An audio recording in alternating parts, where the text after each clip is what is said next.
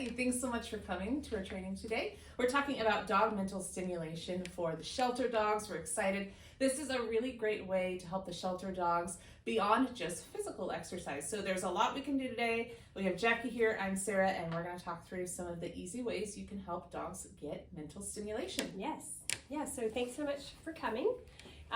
This is the training guide that we have created that volunteers can look through when they're here. If they want to go into a room, we have the meet and greet rooms, and we also have back in the back we have the grooming rooms where you can bring a dog in, say you want to walk the dog, and then come inside and do something like this to stimulate their brains. This is really good training because the dogs are sitting in the kennels for a long time, and this type of training helps them work their minds and challenges them. It builds confidence in them, and it actually makes them very tired. They do say that walking, physical exercise is a great way to, get the dog tired, but this also is another way to stimulate their mind and get them tired, easy to do. So a lot of things we have, this is a lick mat, and basically I put on there was Greek yogurt, plain Greek yogurt, and a little bit of peanut butter, and this is all that we really need. You don't want to overload it too much because, you don't want their stomachs upset or whatever. I think Cinder took about 10 minutes to lick this, so that was a lot of licking. Yeah. And what can you say about licking that does for a dog? Licking helps calm dogs, so if you have dogs that are really stressed out and anxious, lick mats are really great for them as well. Other things that you can use, a little bit of cottage cheese, obviously not too much, but cottage cheese is fine. A little bit of spray cheese is fine. Plain pumpkin I've done. Even canned food. You can swipe a little canned food on there for dogs, and again, that's not too calorie dense for the dogs, and you freeze it, and great thing that takes them some time to work on. Yeah.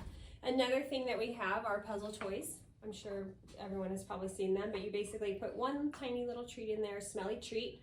The dog will come around, smell it, hold this off, and they'll get the treat. Surprisingly, not all the dogs know how to do this. It's like you have to show them a little bit, like, hey, there's the treat, and then eventually they figure it out. Obviously, this is something that needs to be supervised in the room with the dog. Another thing that we have is just literally a DIY plastic bottle, cut some holes, and what happens is the dog rolls it around and then the treats fall out. So they'll use their nose, push it around, and all the treats come out. Did you want to talk about this? Yeah, so these are one of my favorites for dogs, my dogs at home as well. But the way I use them is I use either old toilet paper rolls or paper towel rolls, and you fold up the ends like this, stick them some food and treats, give it to them, and they get to try to get the treats out. Now, some of them will roll it around. Mine tend to use brute force and just shred it. Yeah. So again, we want to watch the dogs to make sure they're not eating the cardboard. That would be bad.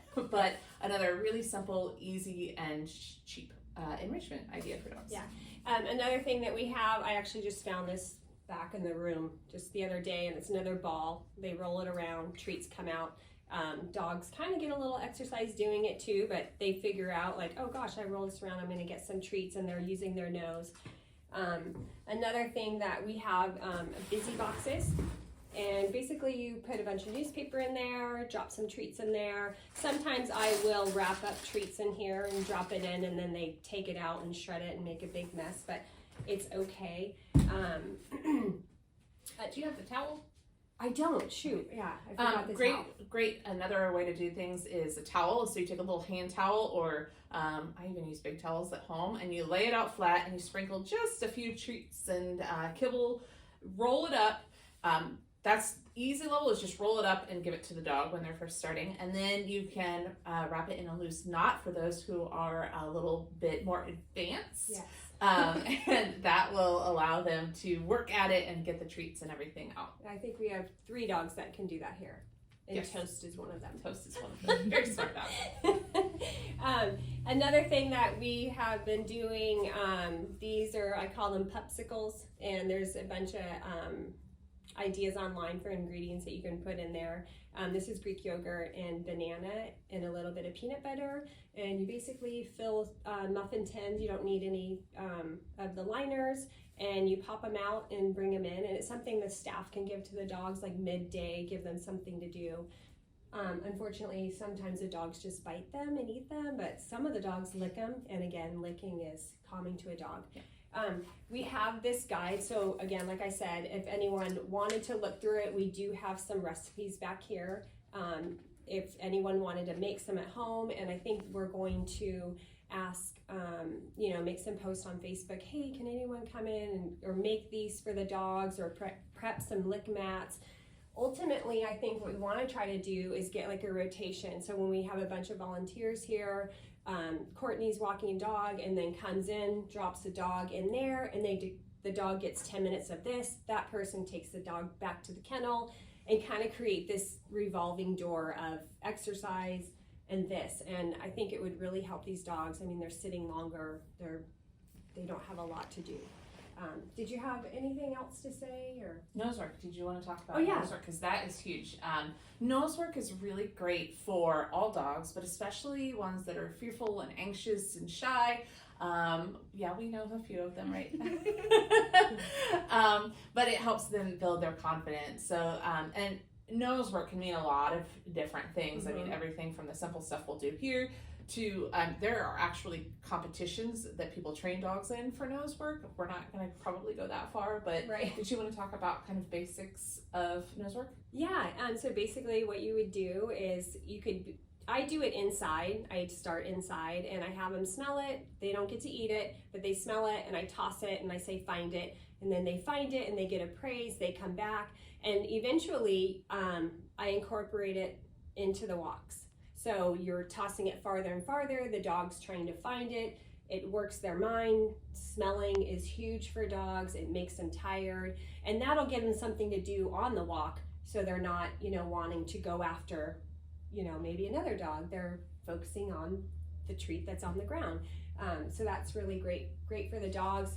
I sometimes just throw a bunch on the floor, keep their paws on the ground, and they'll come in and eat them all up, and they seem to like that. Yeah. And over time, if you're doing work inside of this, you can hide treats under cups or bowls and other things, and teach them to find, which cup it's under using their nose. So there's a lot of great things that we can do with nose work. All good for dogs, and doesn't involve too many treats if they don't need to be. Right. And then one thing just to be mindful of is we don't know, some of these dogs, they may have food aggression. So you never want to go in and reach something out of the dog's mouth or try to take something away from them, because we just don't know. And if you do see something like that, then, obviously let the staff know so they can make a note of that. But, yeah. Should we check to make sure there's nothing we missed here? Yeah. Training guide covers all of this, so the different activities that you can do. Nose work, it talks a little bit about nose work. Oh, trick training. Did you want to talk about that? Yeah. So trick training, teaching sit, stay, and down. We can do that in the rooms too. It's another form of stimulation for their mind. And not only is it great for their mind, but now the dogs are leaving with a skill. Sitting, waiting, or staying. I say wait, but stay and then down. But in this guide, we put videos in there, links to the videos to show you guys how to do it, and it's detailed in here how to accomplish that. But it's something a lot of the dogs can pick up on it pretty quickly. Yep. Yeah. So that's great work as well. And then the enrichment. Enrichment also involves taking them out on doggy dates, giving them different kinds of food, obviously dog-friendly food, dog-safe food, and make sure that the dog doesn't have any kind of allergies first. But there's a lot of different things. What we're trying to do is kind of make the dog's world a little bit bigger than that little kennel that they're in all day long.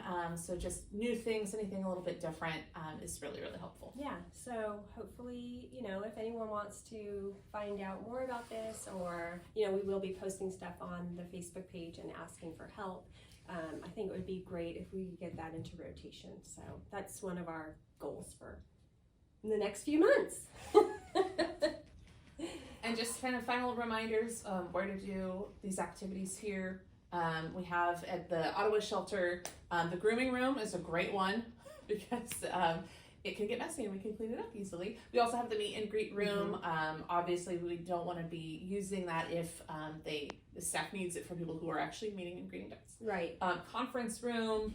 There's a few different areas that we can use. Yeah, and then another thing about the meet and greet room is not only are we working on mental stimulation in there, but we're creating a positive environment for the dog. Some of these dogs, they're like not wanting to go in there. They're staring at the door. They're wanting to go outside. They're crying. They're whining. And the meet and greet fails. So if we can create, oh wow, I'm going to this room where there's yummy treats and fun, I'm going to want to go in there. So that's one thing that staff has asked us, could we start focusing on that? So I think it would be great, especially for that cutie over there that is hiding and he wants nothing to do with us. Yeah. Right, buddy? Yeah. But I think that's about all for kind of the mental stimulation 101. There's obviously a lot more that we can do, but if you just want to get started, this is a great place to do it. Yeah. Okay. Well, thanks so much for coming.